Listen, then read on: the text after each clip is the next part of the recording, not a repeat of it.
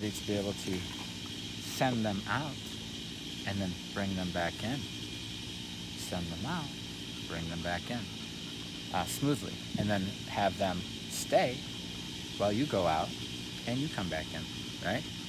Or have them stay while you go out and then you release them. Or have them follow you, right? These are the things that I think are just the underlying mechanics.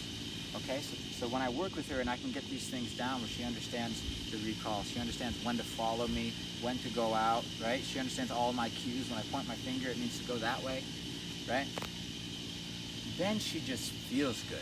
Then it feels like, oh, that feels like a good dog, because now she understands how to read a human and how to take the basic direction without, she gets wonky right now because she goes into command mode and she hugs up to your leg, and when it's like heel and you're trying to communicate with her, she really hugs up to that heel. Or if she's in a down, you're trying to communicate with her, she's just, she's not paying attention enough to what the human's saying. So I'm cleaning that up. Now I'm showing her how to move around the world with me, right? I can have her stay, I can have her follow, I can have her explore, right? And I can send her away from situations, or at least that's what I'm doing. I'm putting her in situations from easy levels of difficulty to higher levels of difficulty. I'm starting with easy, and I'm teaching her the skills within an actual situation. There's actual context. It's not in the training room. Although we do a few in the training room where it's silent, but even in the training room, we set up a situation via using the other dogs or a guest at the door to teach the go away or the recall or the stay, you know what I mean? Or the follow. These are the things, okay? And then of course, when you're free, when I say break in, you're free within reason to go explore and make your own choices, okay? Good go.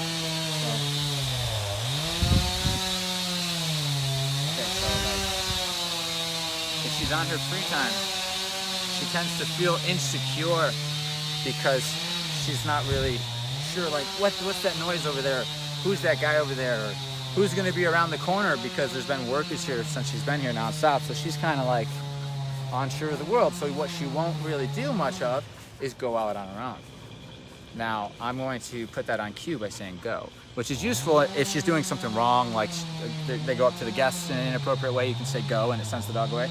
But also just go away from me and go do something else. Like go explore, go be a dog. It's good for their minds to not just be clingy in their free time in a needy way. It's okay if the dog's secure in its mind and it just wants to hang out with you, that's fine.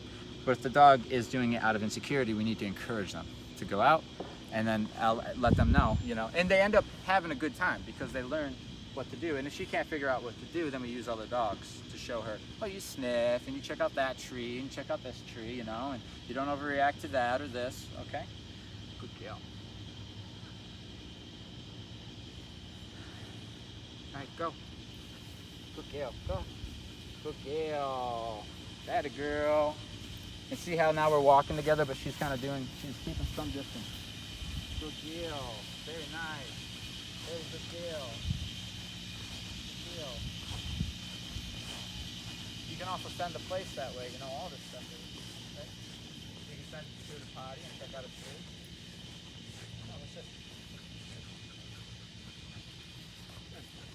But the cool thing is, it is on command. It's on cue, which means I can correct her for not leaving, right?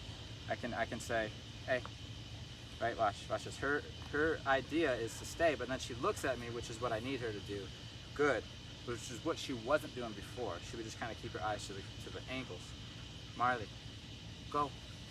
Good girl. And if there was a place bed, chances are she would go and get on that bed, right? There's one right here just to kind of prove it. Or maybe she won't. It depends on if she wants to or not. She doesn't have to get on the bed unless I say the word, go. But I can suggest get out of the social situation of me talking or doing something. And you see, the dogs usually choose a place because they know that's a safe spot. When they're there and they're calm, they're never in trouble. So they tend to just go there. What a good girl. See you de-stressing with that yawn? That yawn is her dropping in stress. It's just de-stressing. So she takes a nice yawn. It's like stretching and just calming down a little bit, okay? Because she is slightly stressed because she's insecure about Bill over here and other workers and other people at this point. She's not sure where they're going to be because they're around the corner usually when people are working here. They're just one guy's over here, one guy's over here. So I see her insecurity. It's not with nature so much. She's not like spooked of the woods or anything. More of people and man-made stuff, you know, that she doesn't understand. So that's something we're working on too. That pointing finger is important. When I say your name, it doesn't mean anything but look at me and then listen to what I'm going to tell you to do. Don't jump the gun, okay? So,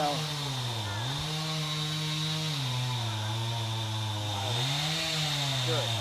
So I just tell her good that time, right? Or I could tell her down or something because she's expecting her name to mean whatever she's thinking about. And she's thinking about getting off, and she's wishfully thinking that you're going to be saying come or break. So therefore, she just does it, right? That's on autopilot. We don't want her on autopilot when we say her name. When I say your name is when you click out of autopilot and you start to listen to directions and use your judgment, you know, given what the circumstances are, okay? Marley. Break. Good deal. Or I could say, alternatively, I could say let's go, which isn't a formal recall or anything of that. It's just saying in my direction, but I usually like to use break just to get off the bed. That's the only way they can get off the bed unless you're recalling. So it's either recall or break. After I say break, then I can say let's go. Just so the dog knows there's really only two ways to get off that bed: a recall or your release. Okay. Pretty good. Okay, that's better. All right. Like working on those skills.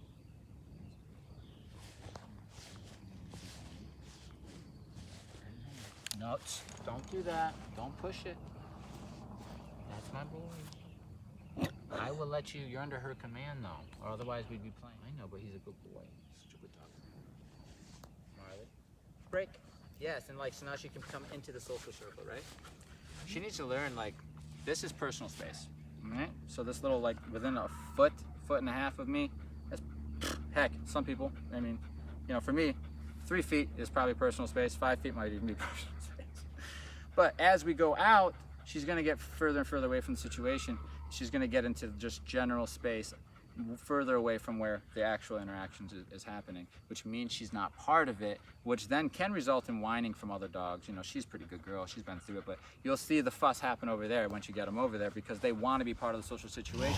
What a dog needs to learn, though, is if you say, no, this situation isn't for you, they just go over there and relax and wait for you. And that's what it feels like when you're with a good dog who knows what they're doing. They just simply wait. You don't even have to send them away because they're not being a nuisance. But it's good to send these puppies away when they're young and they're jumping on people and stuff. Go in, correct, and then send them away. And then they try to come back and send them away because this is what dogs do to each other. And it's for the mindset of what it means to be in a downstay later on. It means you're not involved in anything, which takes away the stress of worrying about it, which takes away the whining and all that stuff. A dog who thinks it's an option to be part of something socially, even after the human said no, is the dog who's whining. They need to then see what happens. Right. But Bill and I are talking. I just want to see what she's going to do naturally. Go. See, her judgment's got to get better. That's not terrible. That's not terrible. Good girl. Yeah, so what's up? You're not coming. See, that's it. That's a good girl. That's a good girl. I'm just going to go get her a pat on the head. She doesn't need it every time. But I just wanted to send her away from the situation because what she does is she comes up and she looks friendly. She gets close. And I know that she doesn't like her ears touched, and she doesn't like strangers. So we get those two things together, then a hand comes down, and that's how she ended up biting somebody. Mm-hmm. She is a sweet girl if she knows you. But look, what she did is she walks right up to you, right? So let's try it again, and then we'll get to break. Judgment. She needs a better judgment. Now he's calling me.